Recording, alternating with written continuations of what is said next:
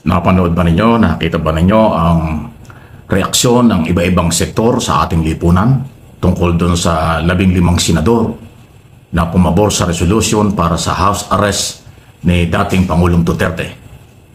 May pinanood ako at pinakinggan ng mga simpleng mamamayan at mga abogado.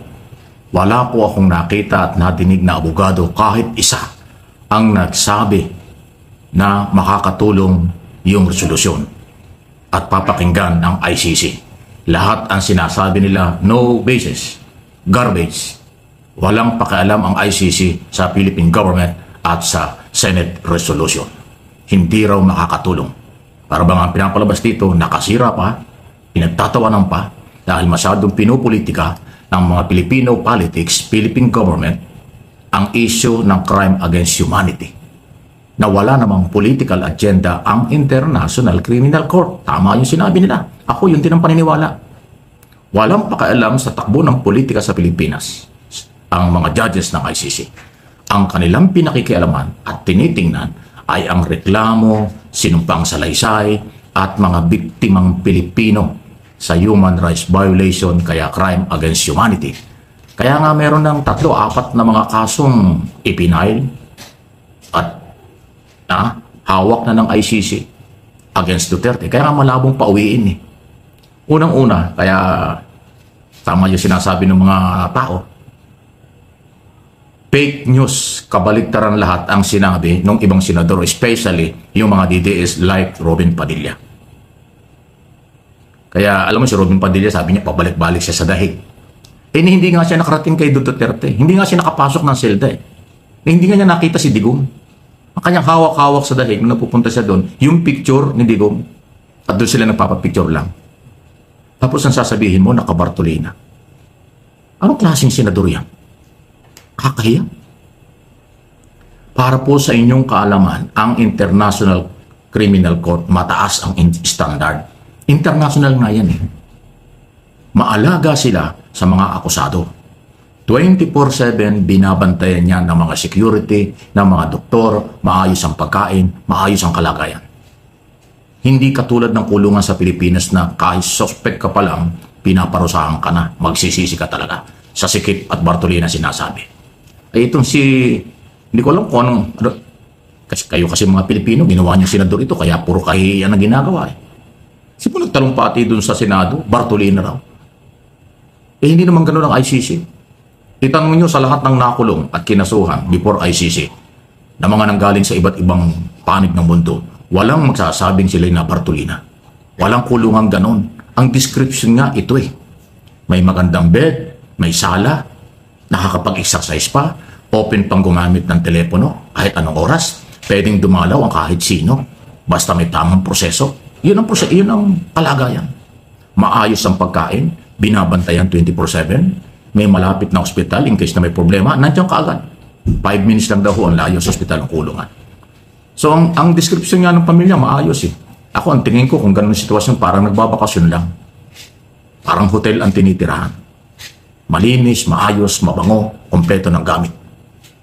Paano naging Bartolina? Di ba ang Bartolina eh? Kwadradong kwarto, walang ilaw, puro bakal at semento. Ay baka si Robin Padilla doon galing nung siya Muntinlupa na kasuhan ng illegal possession of firearms. Nakulong siya ng 3 taon yata. Di ba? Kaya ako nagkaganito ang paliwanag kasi nakakahiya na manggaling sa isang senador ang ganyang pagpapahayag ng fake news at wala namang pinamumuhugutang katotohanan. Alam ng taong bayan, iba ang kulungan sa abroad kaysa sa Pilipinas. Dito talaga sa Pilipinas, pagsisisihan mo pag nakulong ka. Pero sa ibang bansa, hindi. So, para sa aking paniniwala, pure propaganda, padrama, paawa, effect ang ginawa. Ayun, naawa nga yung mga senador. Kita mo, siyam lang yung mga senador na Duterte. Naging 15. Kaya nga lalong nakakawalang gana ang mga senador. Naawa kay Duterte dahil matanda raw.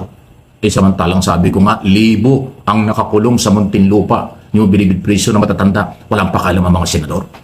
Sa mga kulungan sa presinto ng pulis, substation ng pulis, at kung ano-ano mga kulungan dito sa ating bansa na binabantayan ng Bureau of Jail Management Penology at ang ating Philippine National Police, kawawa ang mga nakakulong dyan, yung tatanda na.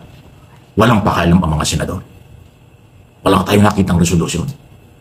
Eh kung pinag-uusapan humanitarian, di ba meron din dapat na humanitarian issue doon sa mga nakakulong na bilanggo dito sa Pilipinas? Yung mga nakakulong nga dito, simple lang ang kaso eh. Hindi sila pumatay ng tao, hindi sila nagpapatay ng tao. Si Digong Duterte umamin na marami siyang pinatay. Umamin na talagang inutos niya ang war on drugs or tukhang. Kaya nga libo-libo ang namatay. Di ba yun ang malaking pagkakaiba? Tapos gusto nyo VIP pa. Gusto nyo ay house arrest. Nasanay kasi kayo dito sa Pilipinas eh. Yung mga senador nakakasuhan at dating presidente nakakasuhan, hospital arrest, house arrest, tapos makakalaya. Kaya dito sa atin talagang walang kakwenta-kwenta ang justice system. Pabor lang sa mga politiko at ma-influence ang tao ang sistema. Pag mahirap, wala kang koneksyon, kawawa ka dito sa Pilipinas. Kaya ngayon Senado, tulad ng sinabi ko sa nakaraang video, panganindigan ko, lalong nasira ang kanilang reputasyon. Nagkaroon ng matinding earthquake sa Cebu, nagkaroon ng matinding typhoon sa Masbate, wala kang narinig sa mga senador kung ano ang kailang ginawa. May resolution ba sila ng pakikiramay? Wala. Pero ang resolution nila, palayain, house arrest. Si Digong Duterte, wow, yan ang mga senador ng Republika ng Pilipinas. Kahiya-hiya, kasuklang-suklang. Parang hindi mataas ang posisyon. Parang kagawad lang ng barangay ang mga dating ng resolusyon. Parang kagawad lang ng barangay ang mga salita, pananalita, sa plenaryo at on record. Bartolina, kalokohan yan, pampelikula lang yan. Robin Padilla, hindi ka na bata, hindi ka na musmus. Gurang ka na rin. Mag-adjust ka naman. Ilagay mo naman sa level ng pagiging senador ang mga sinasabi mo. Kung hindi ka nakakahiya, kung hindi ka nahihiya, kaming Pilipino, ikinakahiya ka na namin. Kasi ang sinasabi mo, malayo sa iyong posisyon. Pambarangay, pantanod, pangkanto, ang description mo at pananalita mo. Pasintabi na, yan kasi ang totoo. Yung ibang mga senador na walang prinsipyo, sumali, na politika lang kasi si Sara Duterte nandun pala nung gabing yun, nung araw na yun, nagpunta sa Senado. So, takot kayo sa mga Duterte? Takot kayo sa buhay na Duterte? Hindi kayo natatakot sa kaluluwa ng natukhang ng administrasyon ni Duterte. Mas katakutan niyo yung kaluluwa ng libu-libong namatay, lalo na ngayon malapit na yung undas. Mga senador, saan kayo kumukuha ng muka? Hindi ko nilalahat. 5 lang yung matino eh. Pati nga si Pinlacson nakakadismaya. Alam niyo po, marami po tayong mga kababayan na senior citizen na nakakulong po sa mga piitan dito sa buong Pilipinas. Hindi lang sa Bilibid, hindi lang sa mga BJMP city, yung mga kanilang mga satellite prison, ganyan, sa may Tagig. Hindi lang po diyan. Marami po, buong Pilipinas, marami pong mga senior citizen ang nakagawa ng kasalanan. At ang karamihan po sa kanila ay mga matatanda na yung iba nagnakaw para po may maipangkain sa kanilang apo, sa kanilang anak. Yung iba naman po ay nakagawa ng krimen dahil sa kahirapan.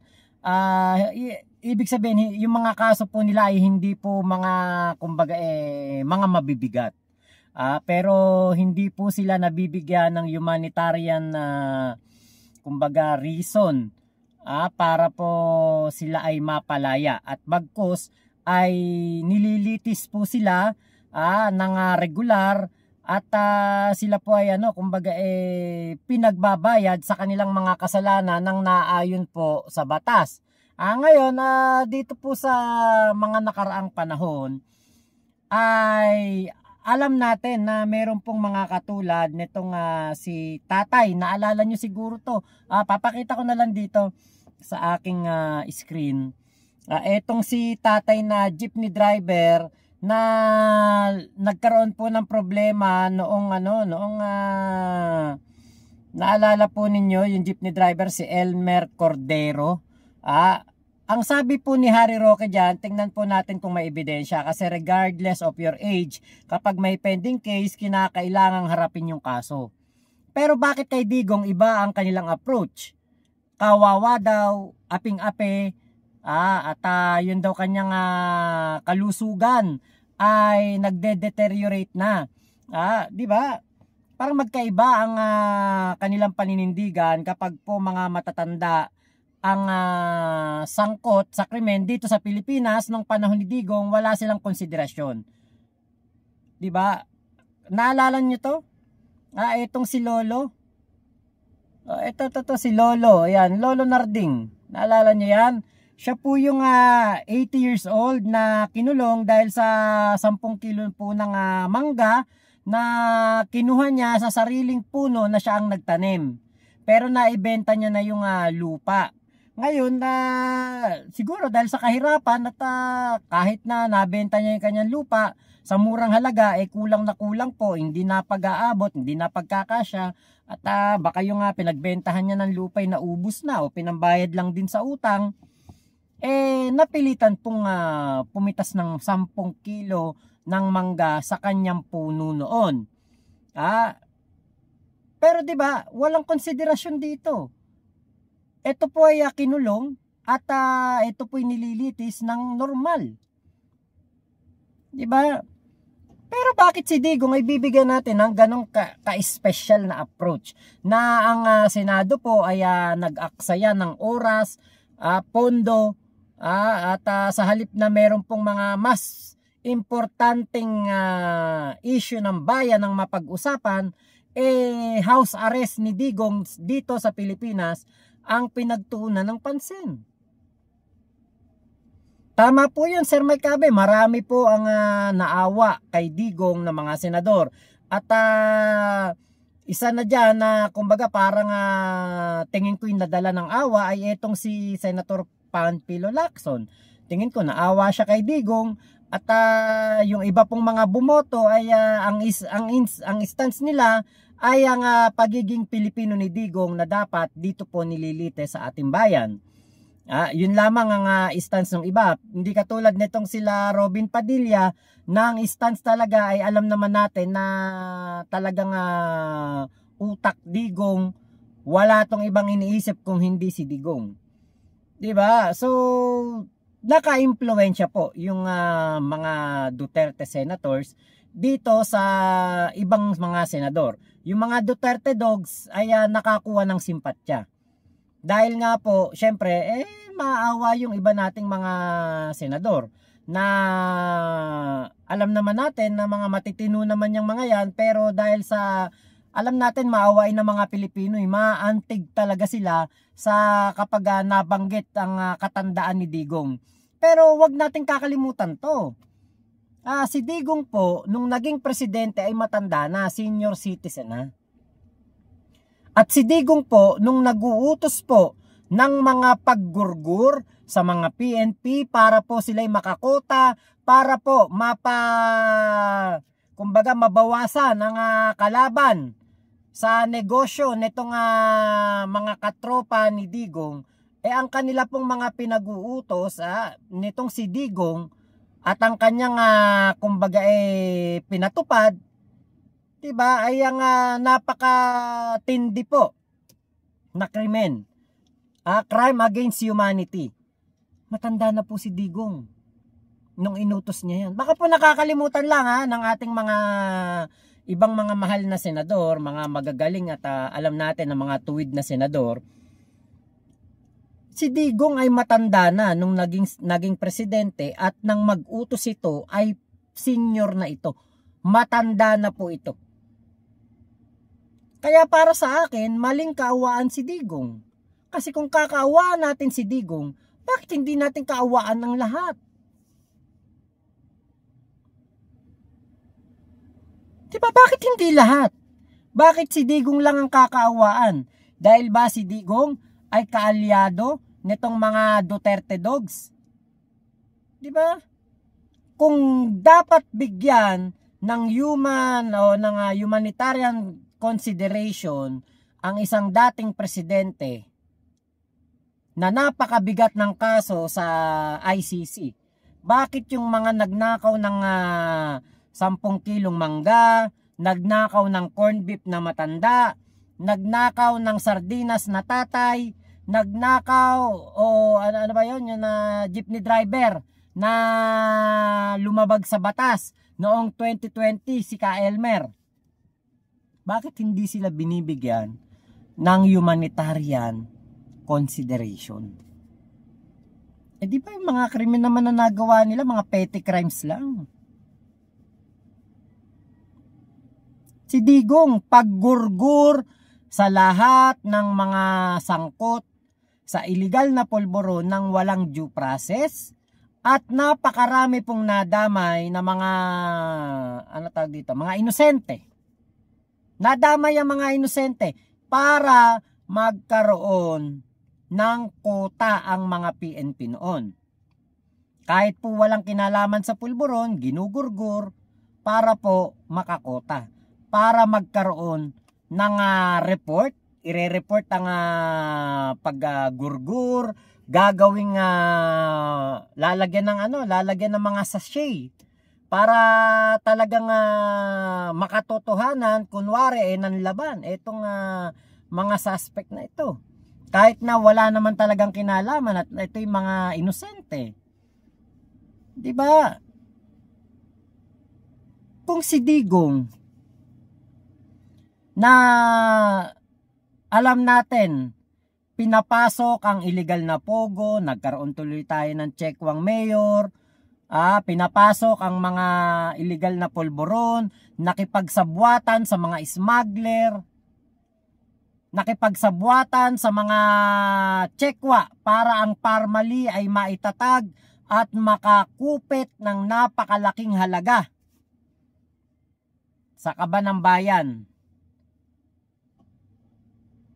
Yung ganong katinding ginawa ni Digong, may human consideration o humanitarian consideration, pero yung mga kababayan natin na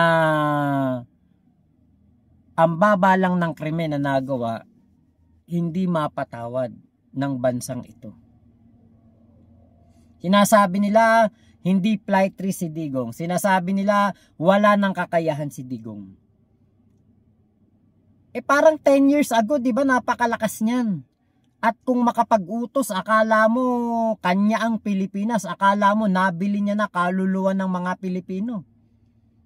Nakalimutan yata ni Robin Padilla na yung kanyang sinasamba at sinasabing nakabartolina, hindi naman talaga nakabartolina at napakaganda ng kulungan. Si Robin Padilla, hindi po yan nakapasok ng ICC. Kaya nagtataka ko, paano niya nasabi na Bartolina ang pinagkukulungan ni Digong? Ako alam ko itsura ng Bartolina. Alam ko ang itsura ng Bartolina. Alam ko kung ano ang itsura ng kulungan dito sa Pilipinas. Alam ko kung ano ang itsura ng mga kulungan ng BJMP. Alam ko kung gaano kaliit, kasikip, kainit. At minsan dugyot pa o may amoy pa. Alam ko. Nagtrabaho ko dati. Sa kulungan tagaluto.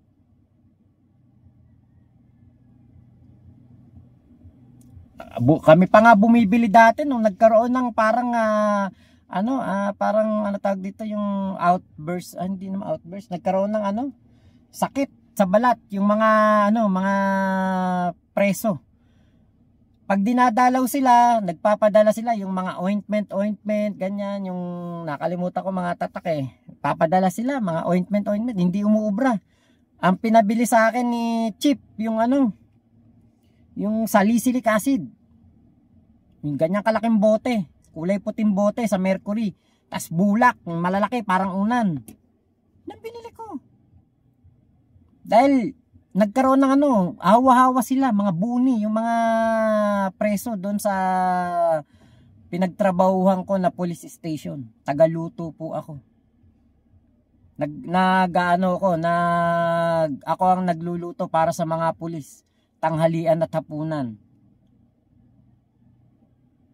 Kaya alam kong kulungan Alam ko itsura ng kulungan. Alam ko itsura ng municipal prison. O kung yung tinatawag na yung sa istasyon ng pulis, yung kulungan dyan. Alam ko. Alam ko rin ang itsura ng kulungan sa BJMP.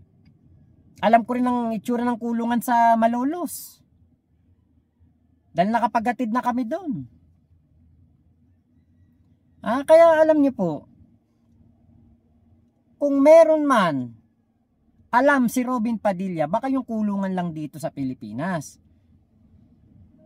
At ang akala niya siguro, yung kulungan ni Digong doon na may TV, may malambot na kama, dahil nga hindi siya nakapasok, ang nasa isip niya, nakabartolina si Digong. Pero, yung may mga documentaries diyan, may mga nagbo-vlog diyan na mga ibang nasyon, nakakapasok sila sa loob ng ICC. Nakita ko may mga nag-i-interview, nakakapasok sila dun sa chamber, nakakapasok sila dun sa parang tennis court, basketball court. Napakaganda po. May recreation area, merong basketball court, may gym, may magandang palikuran, merong kitchen. Kaya paano nasabi ni Robin Padilla Bartolina?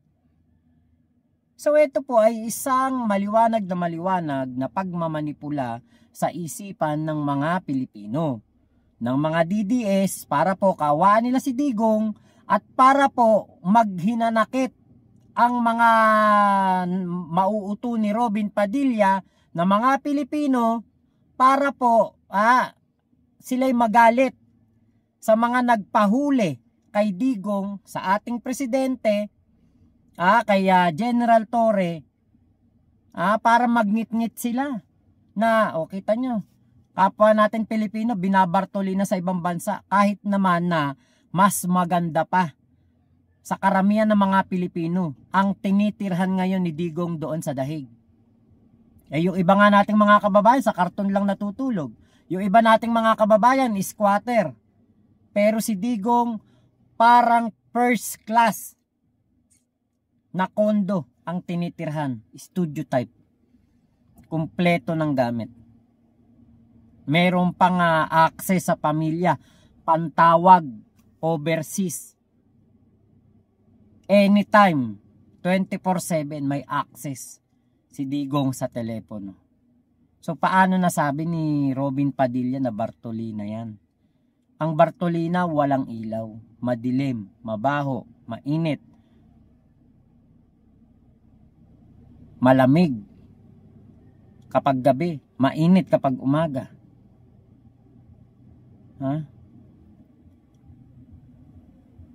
Alam nyo, ewan ko bakit wala nagpaparusa dito sa mga nagpe-fake news na to ng na mga napakalalalim na fake news na pinapakawalan nito mga taong ito. Bakit wala pong nagpaparusa? Bakit wala pong nagbibigay ng sanction dito sa mga tao na ito? Kasi maliwanag to, panlilin lang. Sabi ni Sara, nabuwal, nagkasakit, nauntog ang ulo, dinala sa ospital, hindi sa kanila pinaalam. Pero hindi mo makikita ang galit sa kanila. Kasi kung sa akin nangyari yun, tatay ko nabuwal, hindi sinabi sa akin, dinala sa ospital, tinignan ng MRI, CT scan, chinek ang brain kung okay ba to. Tas hindi papaalam sa akin, magwawala ako. Magagalit ako. Yun nga dati, tatay ko lang na-stroke tatay ko. Matagal na na-stroke tatay ko noon. Tapos nasa Malaysia ako. Kapag mayroong mga hindi magandang nangyayari sa tatay ko o sa nanay ko at hindi sinasabi sa akin, nagagalit ako. Kasi dapat pinapaalam sa akin para hindi ako nag-aalala. Yun pa kayang tatay nila nakakulong, tapos may mangyaring ganun, abay putya, susugurin ko yung ICC kung ako yun. Kung ano-ano, pagmumurahin ko yung mga nandyan sa loob ng ICC na yan. Pero nakita nyo walang galit kay Sara Duterte, kay Pulong at kay Baste. Dahil alam nilang hindi yung totoo. Alam nila na kwento lang nila yun. Panggap lang nila yun na kunwari may nangyari talaga kay Digong. Pero yun lahat ng yun ay para makakuha ng awa at makakuha ng simpatya. Diba? Kaya nga po, alam nyo, eto, tingin ko hanggat hindi po nagiging presidente si Sara, hanggat hindi nila nababawi ang kapangyarihan sa Senado, hindi po sila titigil sa kagagawa ng mga kwento. Bakit? Kasi ang gusto talaga nila maibalik sa kanilang kapangyarihan para sila ang may hawak ng kanilang mga kagustuhan, maisakatuparan nila lahat. 'Di ba? Kaya pinapatindi nila ng pinapatindi ang fake news. Kasi nga po, kailangan nilang gawin 'yan para po makasurvive sila. Kasi kung hindi po nila ito gagawin, baka sa 2028 hindi maging presidente si Sara Duterte. Kaya nga po, alam niyo, sabi ko nga doon sa isa kong vlog, kawawa si Digong eh. Baka mamaya isakripisyo na nila to si Digong. Kaya gusto nila ng interim release, house arrest, para magurgur na nila si Digong. At pagdating ng 2028, si Sara Duterte ang magiging presidente. Kasi yun talaga ang mangyayari. Ilang beses na natin nakita yan. Namatay si Ninoy, naging presidente si Cory. Namatay si Cory, naging presidente si Pinoy. Aba, baka kapag namatay si Digong, magiging presidente si Sara Duterte. No? Sana mali ako, no? Sana hindi totoo tong mga naiisip ko. Na kaya taing-tai sila sa house arrest at interim release. Kasi si Digong bantay sarado dun sa sa ICC. Maganda ang health facility doon yung atensyong medical na ibibigay. 'Di ba? Alam natin 'yun na mas maganda ang sitwasyon ni Digong sa ICC. Maaaring namayat, pero tingin ko mas humaba ang buhay niya sa loob ng ICC. Bakit? Wala siyang stress doon.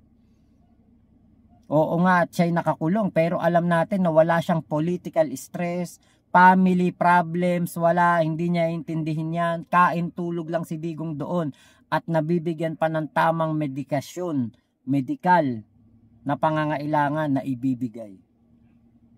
Kaya nagtataka ako yung sinasabi nila Bongo, wala siyang gamot. Hindi siya napapainom ng gamot. Imposible yun eh. Diba? Nako. Kawawa si Digong. Baka gawing sacrificial lamb na lang ito ng kanyang mga kaanak, para si Sara sure ball na presidente sa 2028. Wag naman sana. Nako, ewan ko ba't ganito naiisip ko. Wag naman sana. Kawawa naman si Digong. Ako kahit po na ganyan kasama si Digong, hindi ko po iniisip na magkaroon siya ng malubang sakit o siya ay magurgur, mawala na dito sa mundo. Hindi ko po iniisip yan. Yung madapa lang siya, una ulo okay na sa akin yun.